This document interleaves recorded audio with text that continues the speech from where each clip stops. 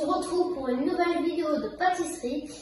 Mais avant de commencer, nous allons accueillir mon acolyte spécial, Nicolas. Salut Philo. Salut Nico. Ça va? Oui, toi? En forme? Oui. Ça s'est bien passé ces vacances? Oui, très bien. Qu'est-ce que tu nous as concocté un peu? Aujourd'hui, je vais vous concocter une tarte poire bourdaloue. Oh, bourdaloue, ça vient de où ça?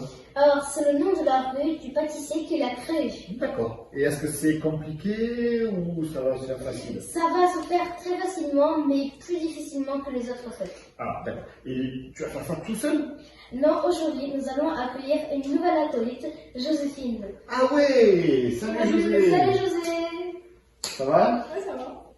Bien, maintenant que tout le monde est là, nous allons pouvoir commencer. Mais il y a beaucoup d'ingrédients, comment on va faire? Ne vous inquiétez pas, on va faire ça en 3 parties. Pour la première partie, nous allons faire une pâte sablée d'amandes. Pour la deuxième, une crème d'amande. Et la troisième, la finition. Et nous allons regarder ça d'un petit peu plus près. Okay. Venez avec moi.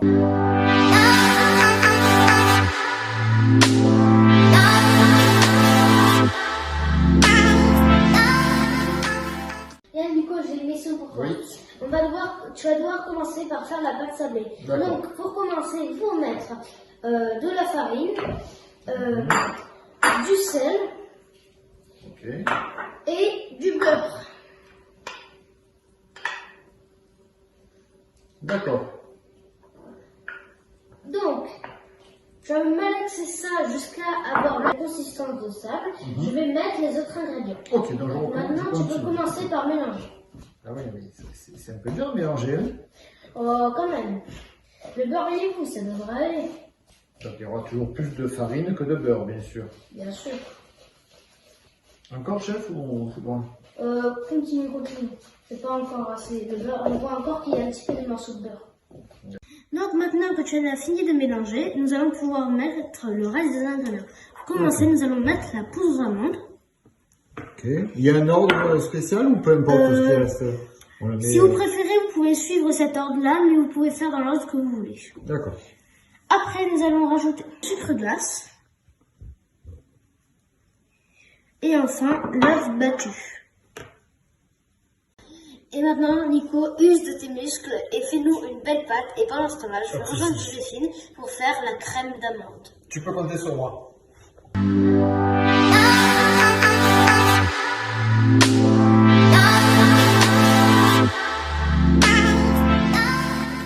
Pendant ce temps-là, toi, Joséphine, tu vas devoir faire la crème d'amande. Et pour commencer, tu vas crémer le beurre avec le sucre.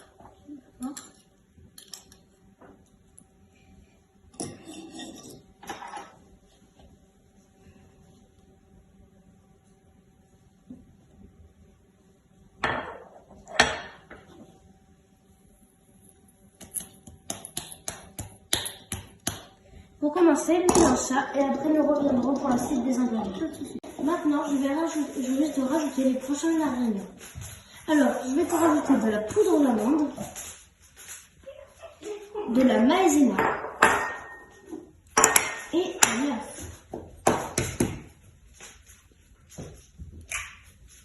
Ah, et maintenant, tu peux continuer à la mélanger jusqu'à ce que tu aies une belle pâte.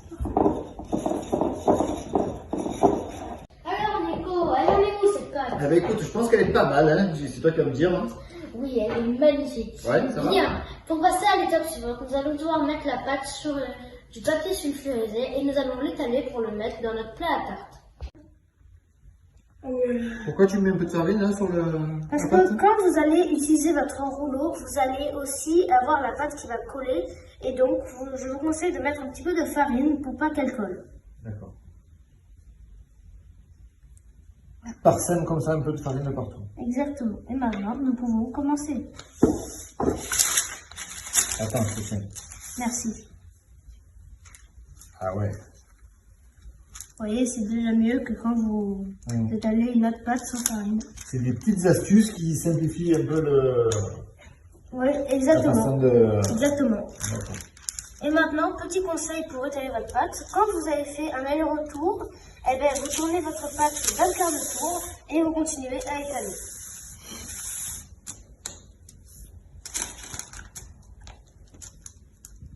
Et une autre petite astuce, surtout quand votre pâte déborde, n'hésitez surtout pas à couper. Et après, vous pouvez le remettre sur votre reste de pâte et continuer à étaler. Maintenant, avec votre pâte prête et bien étalée, vous allez pouvoir la prendre au milieu de votre pâte, prendre le papier sulfurisé et faire comme ça. Vous allez vers votre plat à tarte et vous retournez la pâte de façon à ce qu'elle prenne tout votre pâte. D'accord. Je vois que tu n'as pas besoin de moi, Philou. Ah oui, pas pour l'instant, mais plus tard je pense. Bien, maintenant que nous avons fini, Nico, de mettre la pâte dans le plat, nous allons devoir faire des trous avec la fourchette. Mais cette fois-ci, c'est toi qui vas le faire. Ouais, allez, on y va.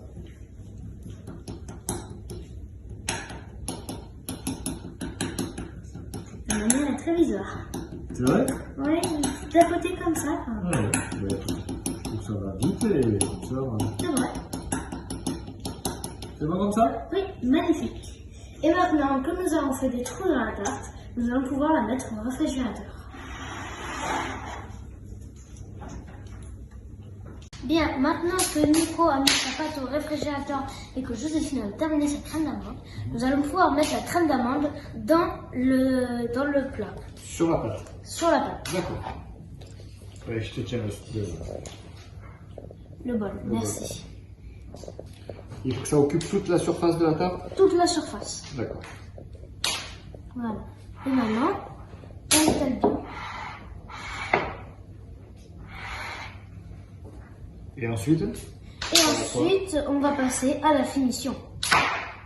Maintenant, quand nous avons fini de garnir la tarte, nous allons pouvoir passer à la finition. On va couper les plats. Exactement. Comme on veut, on coupe? Alors, vous pouvez faire comme vous voulez, mais moi je vais vous montrer une petite manière spéciale qui pourrait rendre plus jolie votre tarte. D'accord, c'est de la touche, quoi. Oui, exactement. Ok. Donc, vous prenez votre poire comme ceci.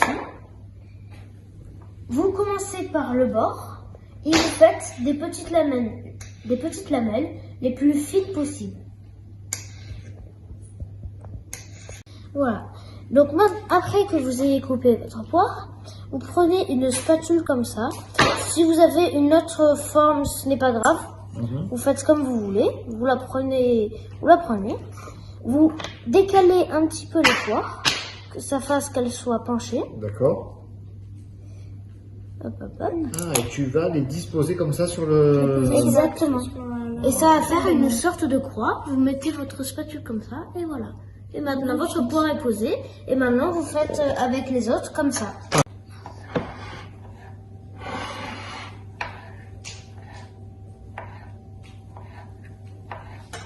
De quoi? Vas-y. Vas-y maman.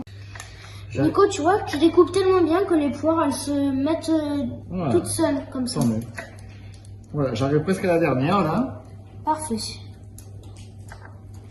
Joséphine, je crois qu'elle elle nous prépare encore une autre boîte de poires parce qu'on est un petit peu court. Et après, ce sera terminé. Et après, nous pourrons mettre au four.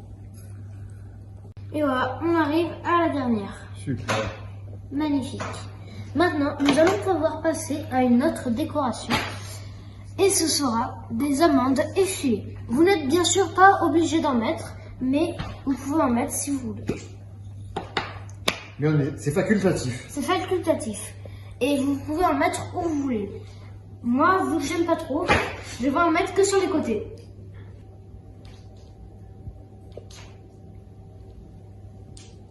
Voilà. Ah oui, c'est vraiment pas... Tu en mets très peu, oui. Ouais. Maintenant, nous allons mettre du nappage abricot, mais avant d'en mettre, je vais vous expliquer comment en avoir. Il y a 3 possibilités. Soit vous faites fondre de la confiture d'abricot au micro-ondes comme je l'ai fait, soit vous achetez de la gelée d'abricot et vous la faites fondre aussi, soit vous achetez directement du nappage abricot. Et maintenant, vous pouvez badigeonner n'importe où de votre tarte de nappage abricot et ce sera fini. Et on n'aura plus qu'à mettre au four.